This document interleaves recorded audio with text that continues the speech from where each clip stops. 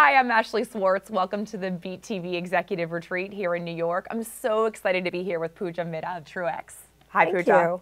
I love sitting across the table from super smart ladies who are going to make me smarter because I get to talk to them. So welcome. I know Andy and the team have had a chance to speak to you in the past, and I wanted to maybe sort of dive into some different things today as well. But let's just level set. Tell us a little bit about Truex and your product offering. Truex is, at its core, a technology company that is focused on the next generation of attention-based video products and capabilities.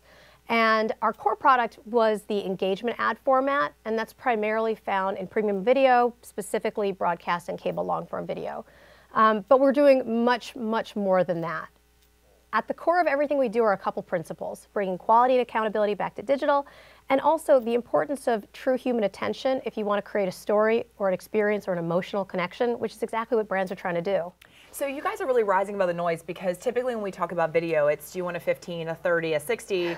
And like now when we talk about custom, lengths, like that's the big disruption, right? But you guys are taking it a lot further. Tell me what that means as audience behaviors are changing. So I think what it means is, at the end of the day, the reason that video has been so powerful for advertisers for a really long time is sight, sound, and motion. That creates an emotional connection. We went a step further. It's not enough that it's on screen. It's not enough that it's visible, viewable, human. It's not enough that you are in a great context. What we wanted was actually true engagement, to be able to prove that there's somebody else there, they're interacting, and they're taking in your message. And so that's why we created what we call engagement advertising, which is essentially the opportunity to have a guaranteed set of time, 30 seconds at a minimum, with someone on the other end who's going to interact at least once with what's happening.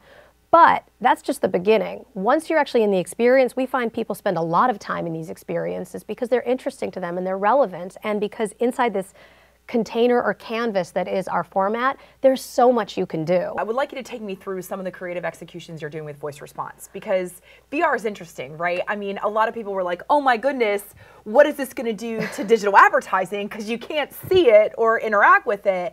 And yet what you're doing is sort of straddling platforms and experiences and offering a new format. So take me through that creative execution. Yeah, I mean, really it comes down to breaking down that third wall, right? So you want to bring someone into your ad creative, right? That's when you really get to create that emotional connection that makes the difference between a product and a brand. And so just something we've done recently with a partner that I think is really interesting is everyone's got these voice-activated assistants in their home, right? You have an Echo, you've got a Google Home. So it's the idea that now you're watching a scene of a living room and it says, try it out. And so because we run on really every platform with our format and we can take the experiences across, so we're on connected TV, pretty much every device, we're on mobile, we're on desktop. If we sense that you are on a device that has the microphone enabled, so typically your laptop or your phone, the experience is going to unfold for you where it's going to say, try it out. So you could say, turn off the lights, and the lights are going to turn off in the scene that you're watching. You could say, turn on the TV, and the TV inside the scene you're watching of a living room is going to turn on and play your show.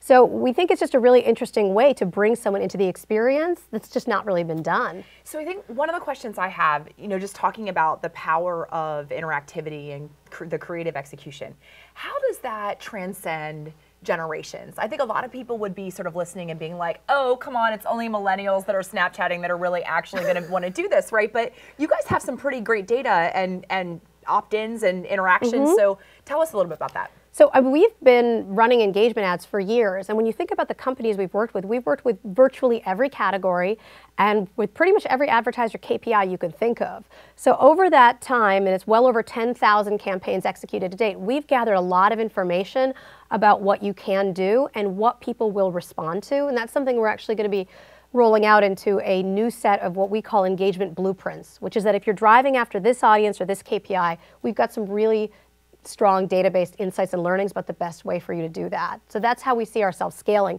What we also see is that the right creative will engage its audience regardless of who that audience is.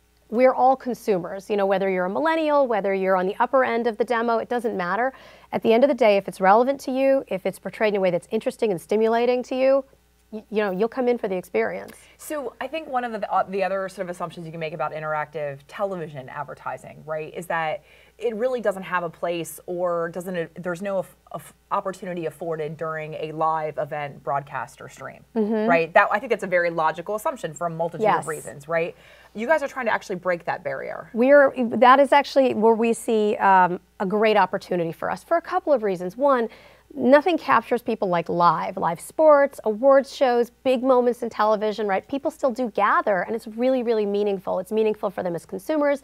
It's this shared experience. It's also meaningful for broadcasters and cable companies, because this is, a really rare and special thing, is this concurrent audience having experience all together. What hasn't evolved until just recently, and it's really interesting to see what Fox and some of the other networks are doing to try and bring new formats there. But what hasn't really evolved is the fact that we are streaming so many of these events and great moments on digital platforms and taking advantage of none of the capabilities that these digital platforms offer. So we were thinking, we want to bring the engagement ad format and the power of what we've been able to create in on-demand to live. And the idea that we have there is really around consumer behavior. So one example is the pause. So when you're watching live sports, and we pulled some data on this, we actually find people do pause. They go make a snack, they have to quickly get a phone call, they're interrupted. And so when they come back, we give them the opportunity, if they've been gone long enough, we say, would you like to engage for 30 seconds?